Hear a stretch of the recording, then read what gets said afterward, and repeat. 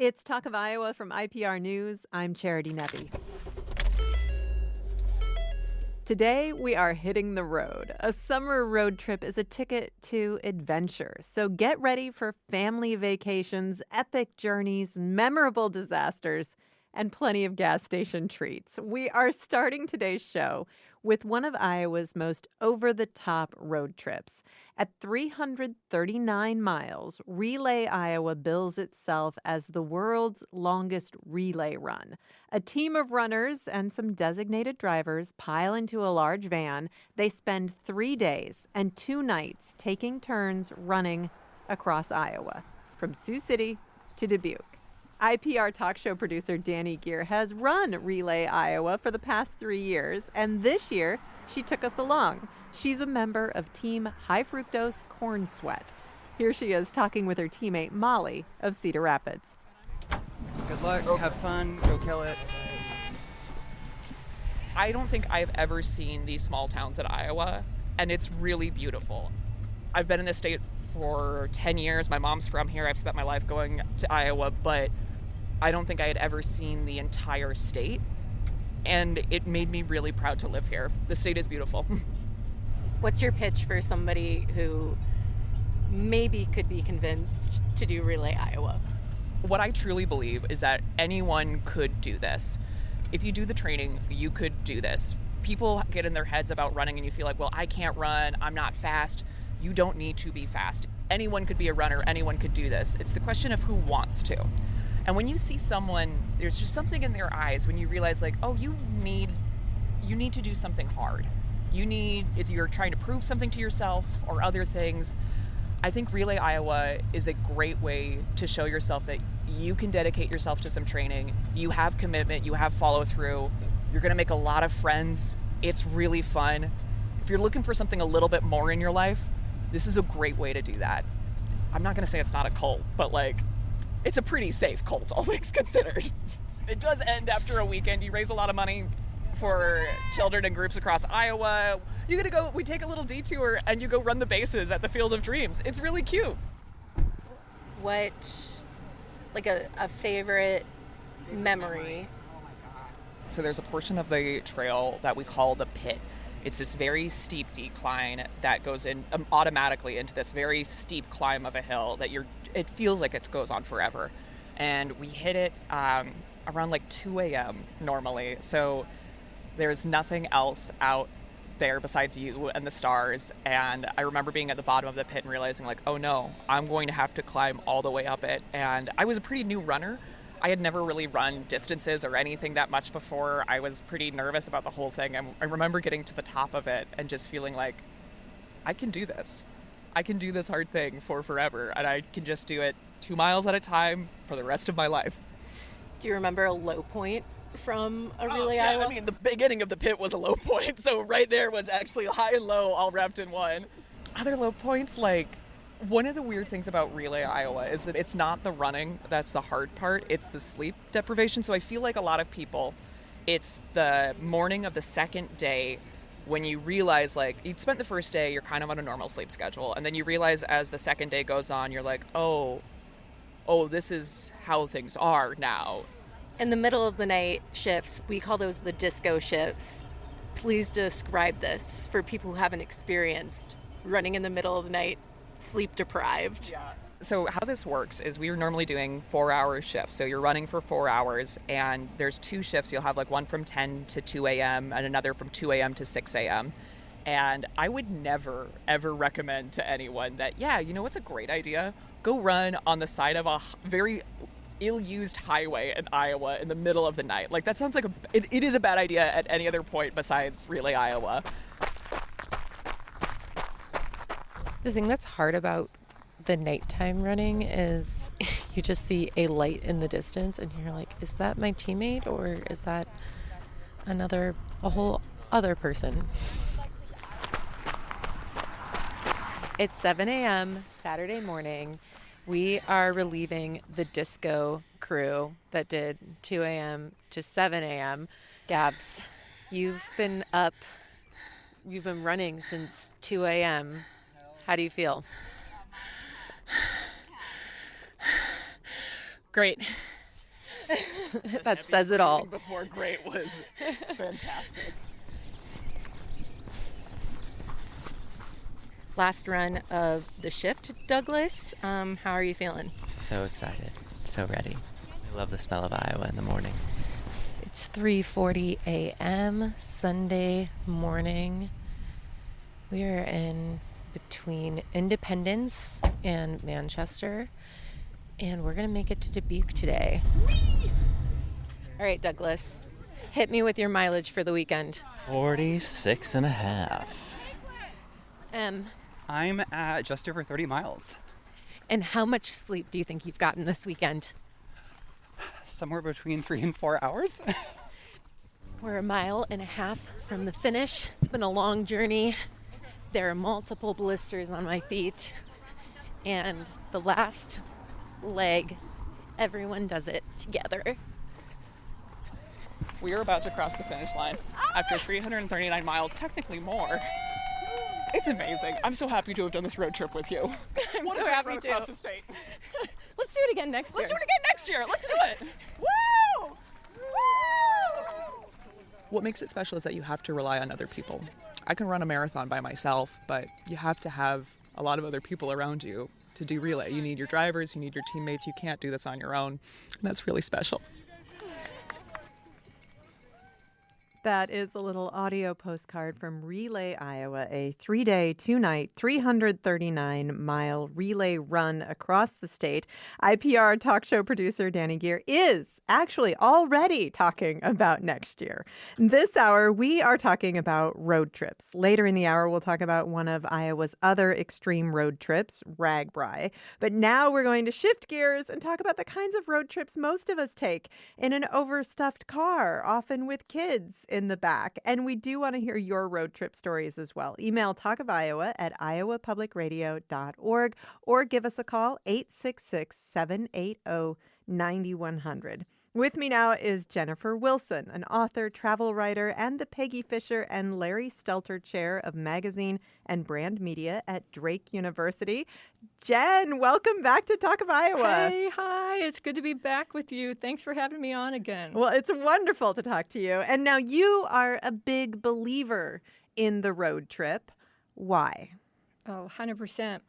You know, it's changed back and forth over the years. It was always the more affordable way to travel with my family when I had a younger family. But over the past few years, I have not felt like I could rely on the airlines for consistently getting, like, I always know if I have a connection, I'm probably spending the night at a Comfort Inn and Suites in Pittsburgh. So I would rather drive if it's under, let's say, 20 hours. So yes, big believer. I also just think you can do a lot of other things on a road trip that you couldn't do if you're flying. Well, so reliability is key. Do you feel like there needs to be a little bit of suffering involved to really make it magical? It's so funny you say that, because when I was listening to the beginning of the show, I was thinking, I think I would love to do that. And I don't even, I hurry. That's the most I get to running. But I do think a degree of suffering for your trip is necessary to call it travel rather than vacation. But yeah, there is. And those are the stories that we talk about. Like, we never talk about that trip that we went on and everything went great. Like, that's for Instagram content. The rest of the folklore of travel comes from when things go wrong or when they're a little bit difficult. Well, and let's talk about the backseat, because a lot of those road trips that you have taken in your life, of course, had a couple of kids in the backseat and a couple of dogs too. How does your family roll? Yeah, they've been talking to me about that, I guess, outside of therapy, of saying how this, so for many years we drove a Prius, and it was just the least expensive car for us to drive, and we drove them everywhere on their family vacations in the backseat of that Prius, even when they became teenagers, and we had to take the dogs because we didn't want to do a dog sitter, that sort of thing. So we would stuff a family of 4, 2 dogs, and all of our luggage, which increases over teenager time, so you have to count that, baggage as well, over the years. And yeah, they'll never let us forget that, I'm sure. Were you also camping? No. Okay, so I can do you one better. Here we go. I know we did a lot of camping, car camping as well. But I think about those moments in the back seat, not just from the perspective of a parent in the front seat, but also I think back to my childhood and the road trips my family did. Yeah, we fought a lot, but also there are those moments of closeness with your siblings that kind of happen in a unique way in a road trip scenario too. Yeah, I think so. And even if it's just to unite against their parents, Yeah. I remember, well, we all remember because we're probably not over it, the time that we drove the Prius from Des Moines to the Grand Canyon and through Kansas, not a great drive. And it was, when we got there, the kids were furious. Like we stopped one time, I think, like to sleep.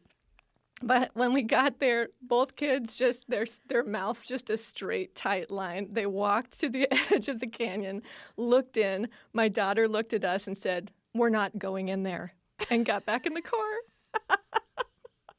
So we hung out for a day or two, and we just went home with our heads hanging. Thank God for the Harry Potter audiobook series. Right. I mean, content is key on road trips. Obviously, a lot of people, we used to listen to the radio way back in the day, but a lot of people like to curate their music. Audiobooks with kids, that saved our lives as a family. Yeah. I mean, I have a whole framework that I use for road trips I have a ritual, I guess. Okay, well, we don't have time to hear the whole ritual right now, but stay with us. We will get your tips in a few minutes, and we want to hear your road trip stories as well. You can give us a call at 866-780-9100. The good, the bad, the ugly. We want to hear your best story. 866-780-9100 or email talkofiowa@iowapublicradio.org. With me today is Jennifer Wilson. She's the Peggy Fisher and Larry Stelter Chair of Magazine and Brand Media at Drake University. More in a moment. This is Talk of Iowa.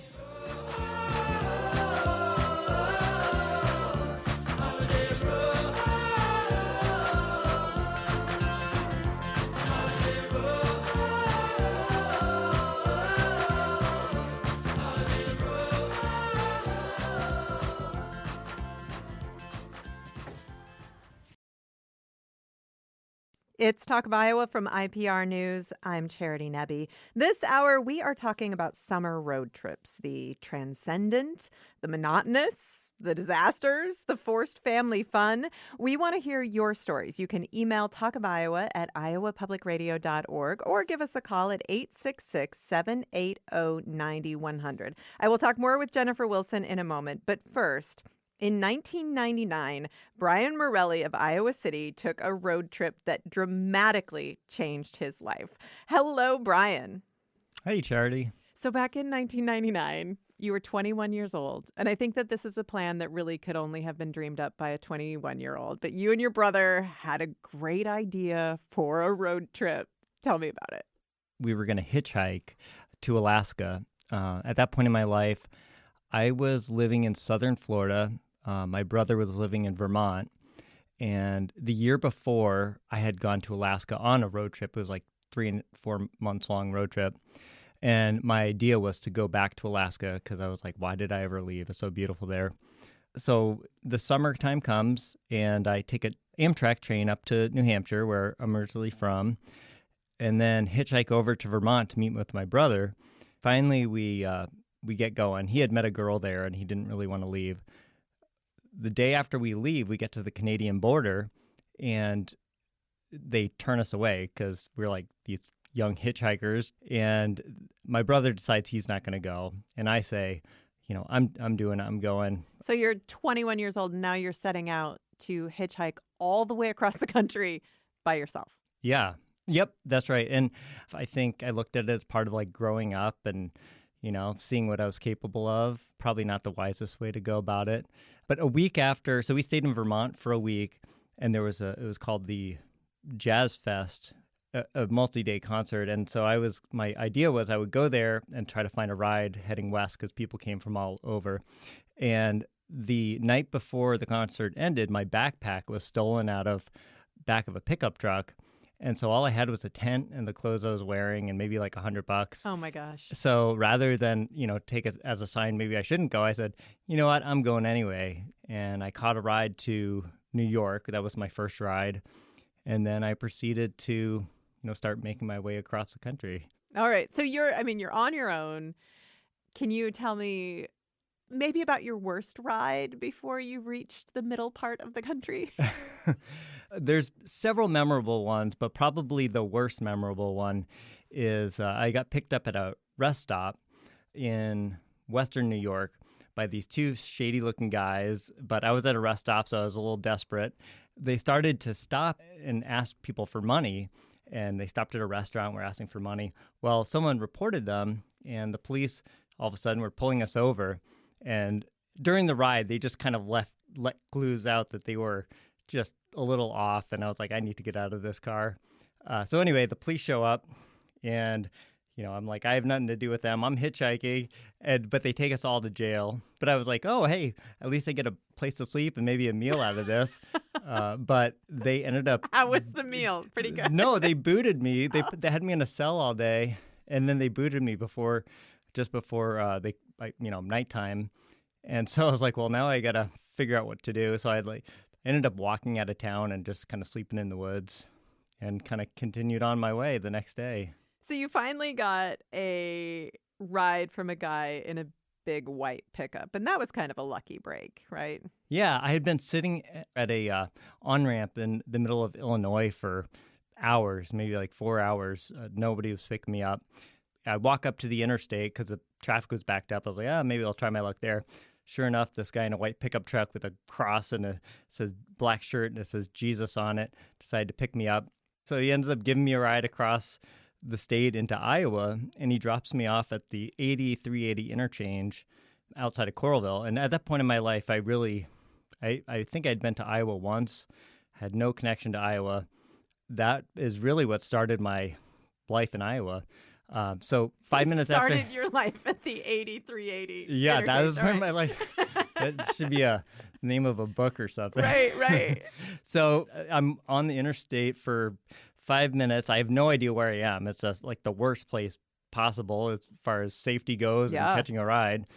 Then this tan Mercury Sable pulls over, and there's two young women in the car, and they're like, hey, do you want to ride? And of course, hitchhiker's dream. I'm like, heck yeah. And they feed me like animal crackers and Hershey candy, and we're driving across the state. They were just going to Des Moines, and so we were chatting, really good conversation, and they say, hey, one of the drivers says, hey, do you want to come over for dinner?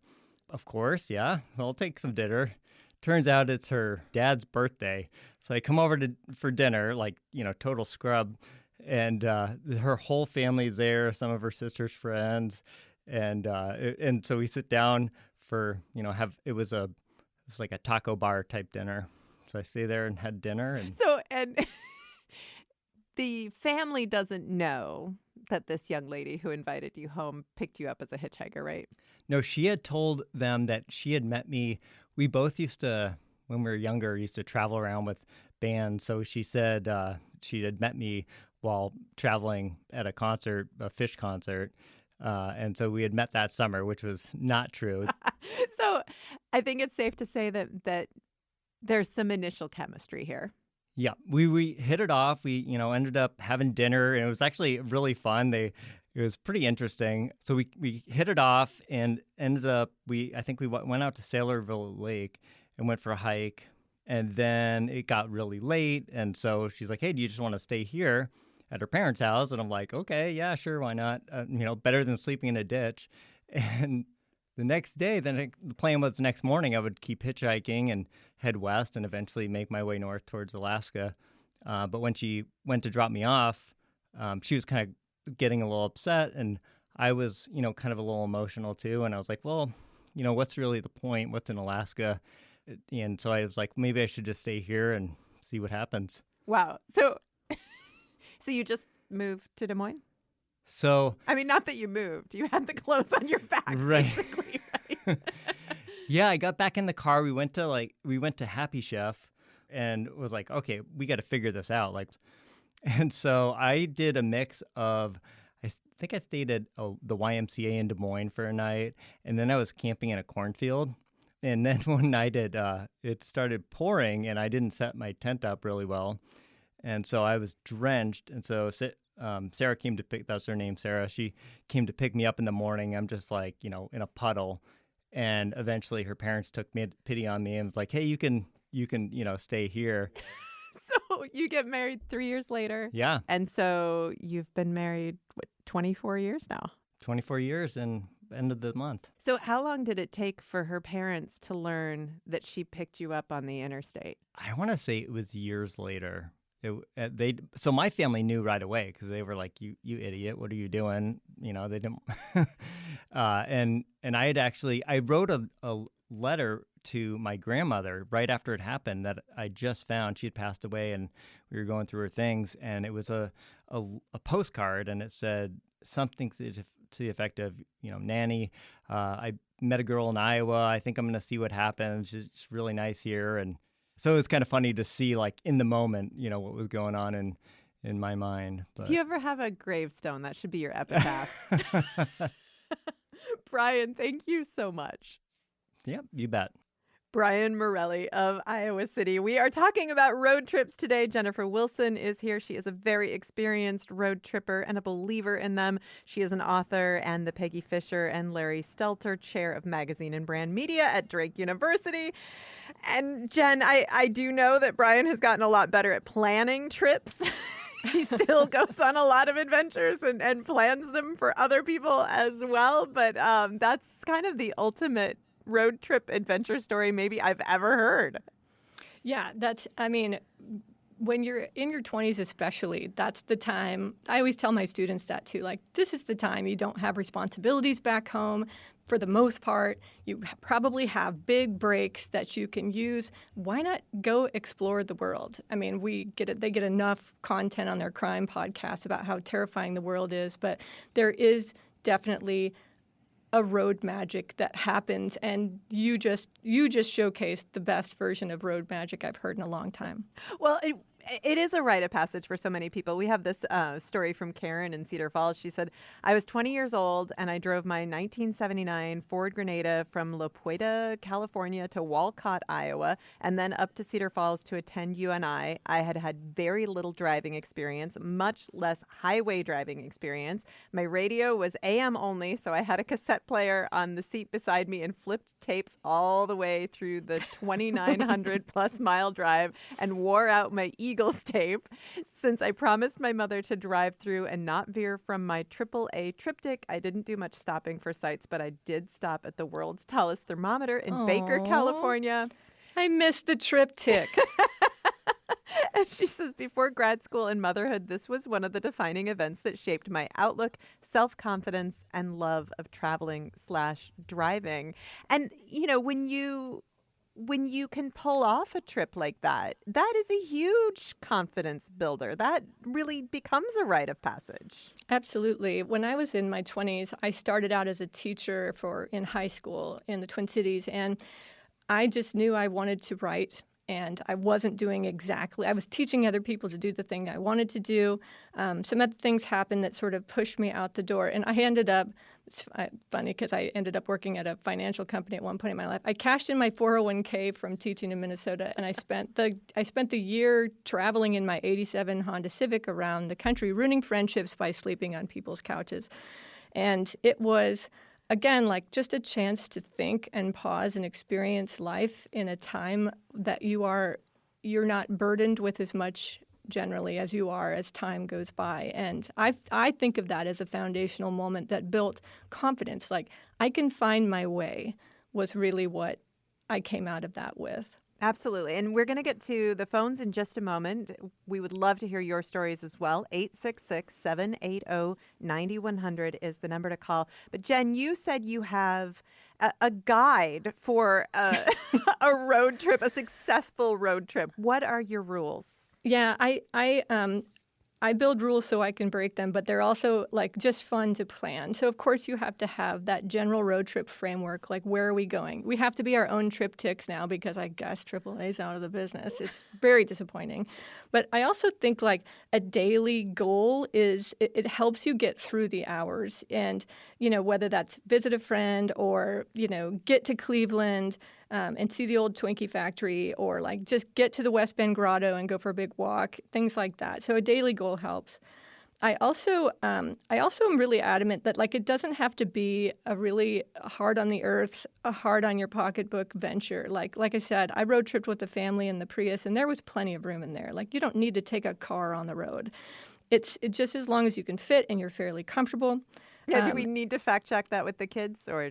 I would not call them. Okay. No, they don't need to talk about this any more than they already are. But I also am a big believer in, so it can be an eco thing as well, since we don't have a good train system in the States, or good enough, I think, yet. But I'm also a huge gas station food fan, over fast food any day, and I could talk about that forever. But the last thing and the most important to me is building your content. Like having a good audiobook is important, and I had just a great example of that recently. A podcast, a playlist, listening to the public radio in each city. But I also do a thing where I will schedule, as if I'm scheduling meetings, friend catch-ups on the road. Like, especially if I'm solo road tripping, or only when I'm solo road tripping. Those friends that you can't just talk for 5 minutes because you haven't talked to them for a year. I schedule a good long time where we can just visit. And it's almost like a podcast, but more active, like you're in it too. And speaking of content, Carolyn in Cedar Falls wrote, she said, before audiobooks, there was mom reading to the kids in the back seat.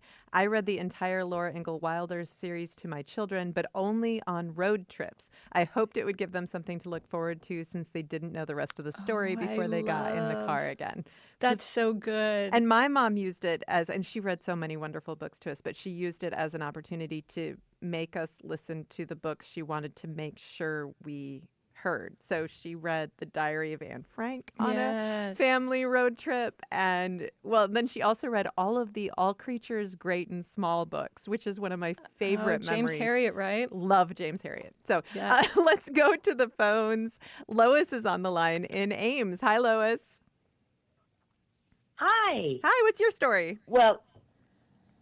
Well, I will say that talking about gas station food reminded me of my parents who took us in a station wagon. There were a lot of us.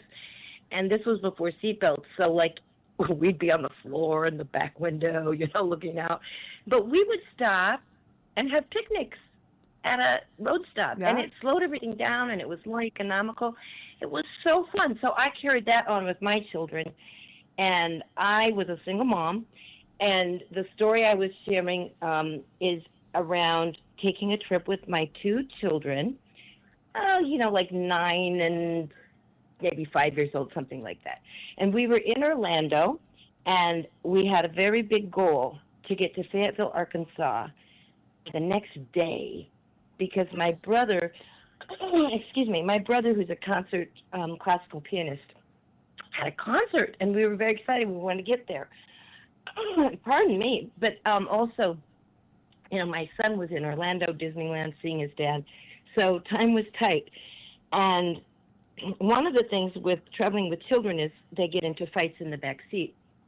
So I would just pull over and stop the car and not say a word, and they knew that meant they needed to resolve things or we weren't going anywhere, and they hated that. So it resolved things very quickly, and I didn't have to use my voice. So on this trip, I am amazingly proud to say that with two little kids as a single mother, I traveled 999 miles in one day. And we still joke about, well, why didn't we go one more mile so it could be 1,000? I didn't even think about it. I was tired. Sure. I needed to just sit in that hotel and sleep. Yeah, we only have about 30 seconds before the break, Lois. I'm sorry. No, go ahead. Well, the wonderful thing, my son, I'm very proud of him. We stopped at a gas station to check on a hotel, and it had guns and knives and heads of deer and boar and all of that. So it was like, okay. And the clerk said, oh, you want to stay here. You don't want to stay in the next town because that's all a bunch of black people. Well, my son and daughter had been raised to be inclusive and, justice oriented and all of that. And so my son's getting ready to say, "Hey, mister, you're," and I just put my hand, I kind of covered his mouth and took his shoulders and, there's guns and everything. So we got out of there and we went to the town with all the black people, and it was great. Oh, Lois, and we did make it to the concert. Thank 10 you so minutes much for there, the we call. Lois and Ames, we are talking about road trips on Talk of Iowa today. Jennifer Wilson is here with me, and we'll be back in just a moment. You can call us 866-780-9100. This is Talk of Iowa from IPR News.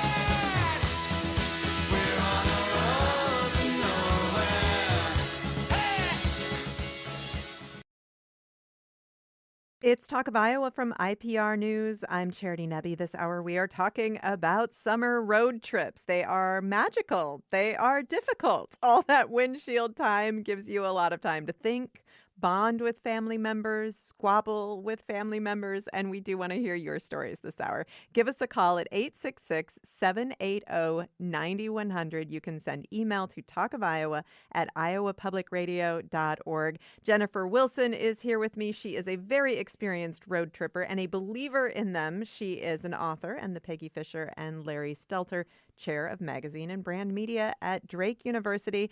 And we are going to go back to the phones. Dan is on the line in Albion. Hi, Dan. Hi. What's your story? Well, it was our family trip in 1963 in our 1959 Plymouth station wagon.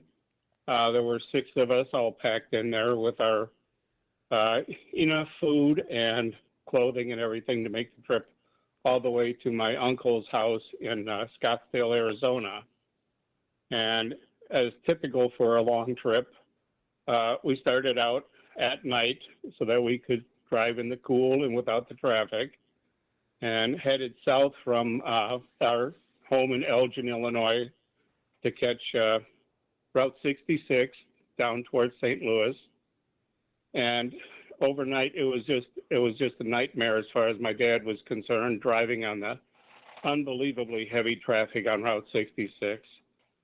But the next day, we made a stop somewhere near Joplin, Missouri, and Dad wanted to give us a break, so he found a little lake that we could go swimming in while he caught a little nap. But when we paid the fee to get in there and drove several miles to get to the so-called lake, it turned out to be a practically dried up pond with nothing but a lot of flies all over the place. So we ended up turning around and heading out. The rest of our trip that day took us down to Archer City, Texas, where we were to spend a couple of days with some friends of my parents. Even though I was filthy, I refused to take a bath because their bathtub drained directly to the ground under the house. And when it was time to take a bath, we went in there and we had to shoo the scorpions out of the tub. Oh, Lord. No.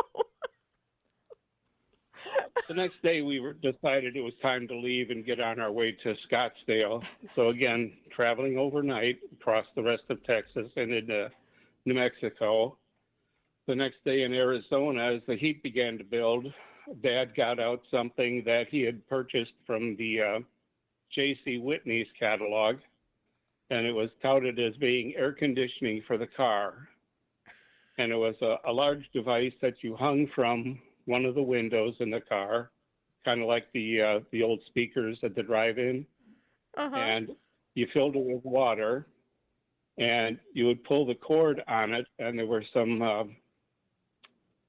kind of device inside that would pick up the water, and supposedly would just the water would evaporate and cool the inside of the car. But instead of evaporating, it just threw water all over the inside of the car as we were driving. And everybody was soaked, Oh, which was Dan. still Dan, rather that sounds like a cooling. real character building trip. Is that how you describe I it? think Dan's still mad. Uh, I think you are. I would have to say yes. Our trip and our time in Scottsdale was pleasant. The relatives had a house with a pool, and that was nice. But Our then trip you had to home was drive to back, St. right? Petersburg. Oh, yes. So the ride home, as long as we were in Arizona, we decided to see the Grand Canyon, which was beautiful. And we decided to have lunch at the cafeteria, where I picked up a bad case of food poisoning from the Oh, fish I ate. no, Dan. Oh, So we're gonna have to move on, but thank you so much for sharing this story. But I mean, Jen, obviously Dan did not enjoy his journey, but that's family lore. I mean, Yeah. those are the stories that get told over and over and over again. And I do think one of the things about a road trip in particular is that it helps you appreciate the comforts of home. That is something that, again, it's why you don't need to take your whole house on the road. Like, not being at home, missing home is part of the magic of being on a road trip. Right. But the other thing too is that you start building, in theory, not for Dan's family, but like you start building your own comforts into the vehicle and into the trip, so you have like a new life. It sort of shows you that you're more of a flexible human being, ideally, than you thought you were.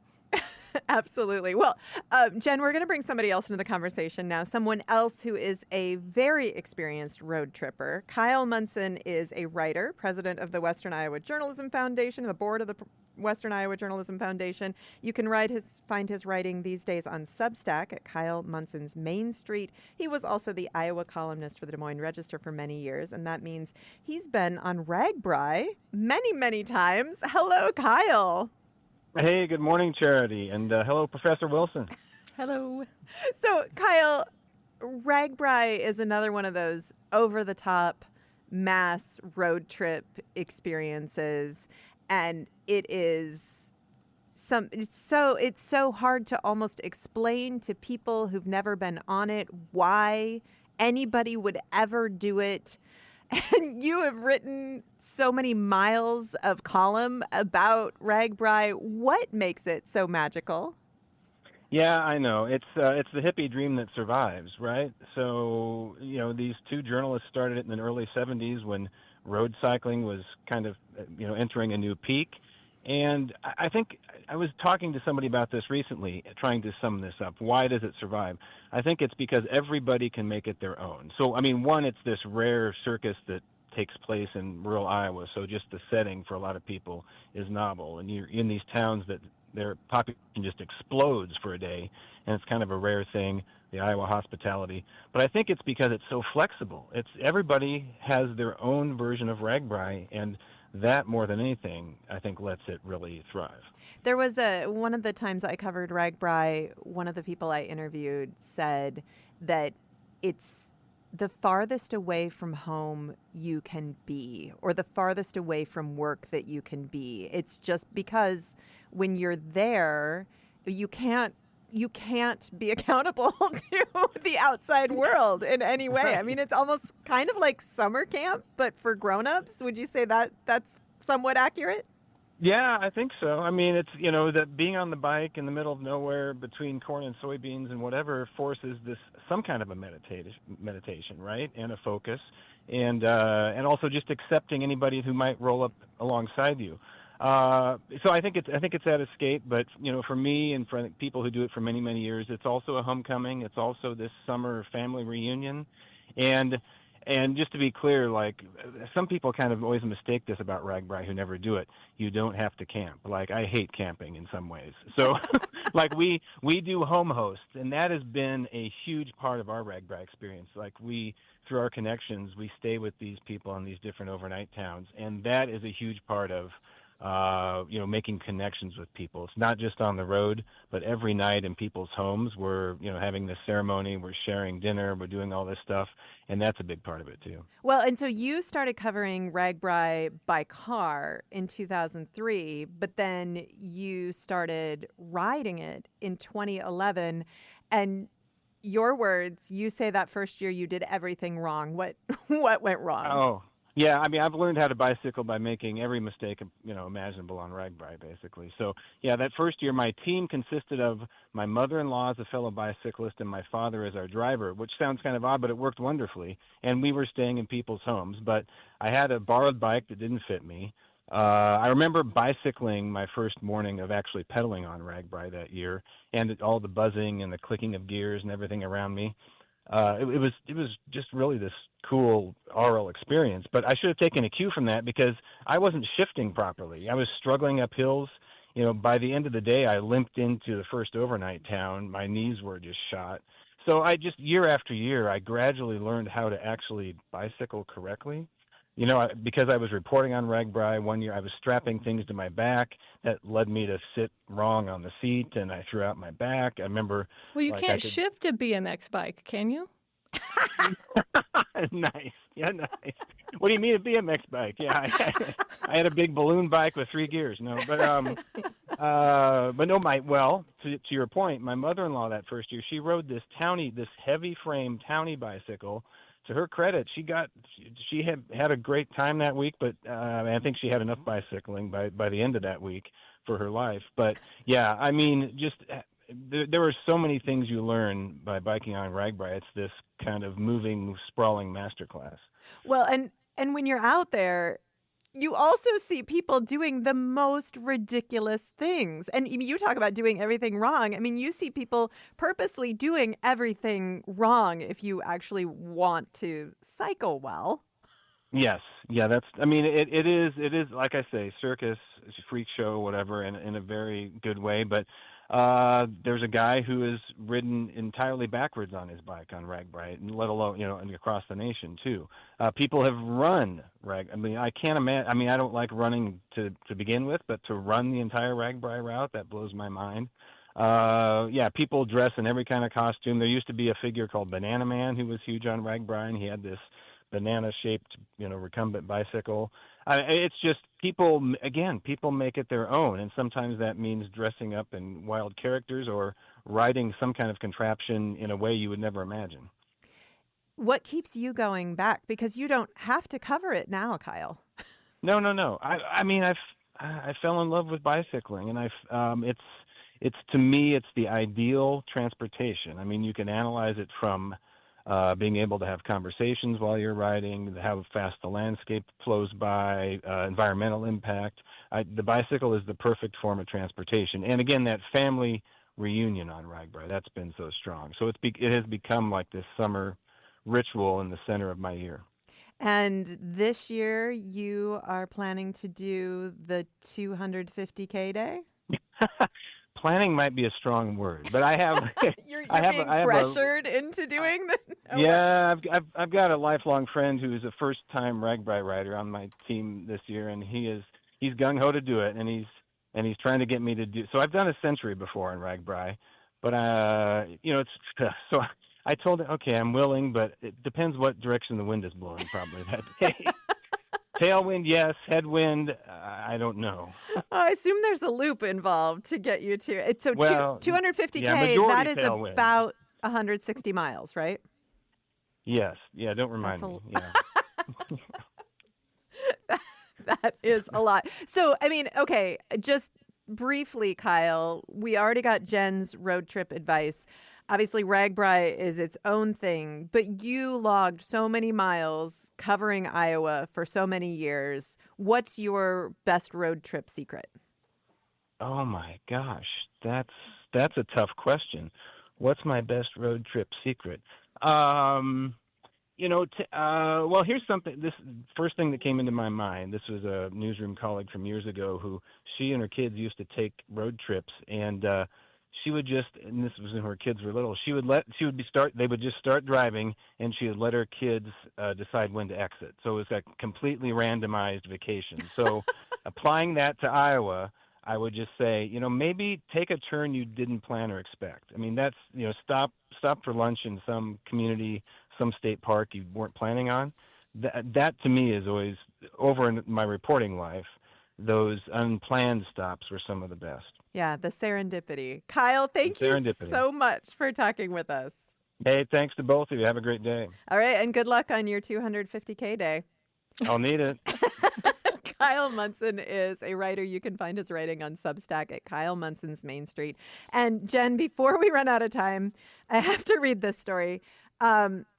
So Jim from somewhere in Iowa says, around 1970, friends of mine wanted to sell some LSD in Sioux City, and I had the only car. Driving down I-80 from Iowa City, we saw a hitchhiker, so of course we picked him up. He told us he had just gotten out of prison and was going to California. He casually showed us his handgun. Yeah. A car with California plates passed us. Somehow we got them to pull over and persuaded the two young women to take our hitchhiker. Not my proudest moment. But wait. There's more. In Sioux City, the drug deal fell through, so we went to a park and ate a bunch of the LSD ourselves. We all agreed later that someone was throwing firecrackers at us in the park, but the details were hazy. To tell the truth, pretty much everything was hazy. There are multiple crime podcasts in this single story. I think so. And also, really, every good road trip tip was ignored there. No. Yeah. But again, like, this is 1970. Jim's still talking about it. Yeah. Yes. So that's the spirit, sort of. Although I need to know right. more about that California car, because that couldn't have ended well. No. That's gonna trouble me for quite a while. Yeah. Before it's a reporting project. Let's get on it. Okay. That's our podcast, Jen. Okay. Let's make this happen. Before we entirely run out of time, you have another piece of really, really good advice. And this is hard for people with kids who are in school, but you want people to recognize the shoulder seasons as really great times to hit the road. Yes. Tell me more about that. That's specifically in Iowa, too. So I love road tripping anywhere, anytime. But, like the evening dad driver, I don't like being in traffic. Like, we live in Iowa for a reason. Our rush hour is like a minute and a half. And so I just feel I've driven a car in lots of parts of the world and the country. There is nothing like driving in Iowa in the spring or the fall. Like, we do shoulder season better than any place. In the same way, I still believe, and I will fight anybody who has an opposing opinion on this, and I'm not rigid on most opinions. We have the best farmers market. Let's just say it. But we also do the best shoulder season. Spring in Iowa is about hope, and fall in Iowa is about rest and tucking ourselves in for the winter. And it's one of the most beautiful times to get in the car, roll down the windows, turn on the Prince playlist, and just enjoy where we live. Jennifer Wilson, thank you so much. Thanks so much for having me. It's been a blast. Jennifer Wilson is an author and the Peggy Fisher, and Larry Stelter, chair of magazine and brand media at Drake University. We've been talking about road trips today. This is Talk of Iowa. This show was produced by Caitlin Troutman. I'm Charity Nebbe. My friend, and I can't wait to get on the road again.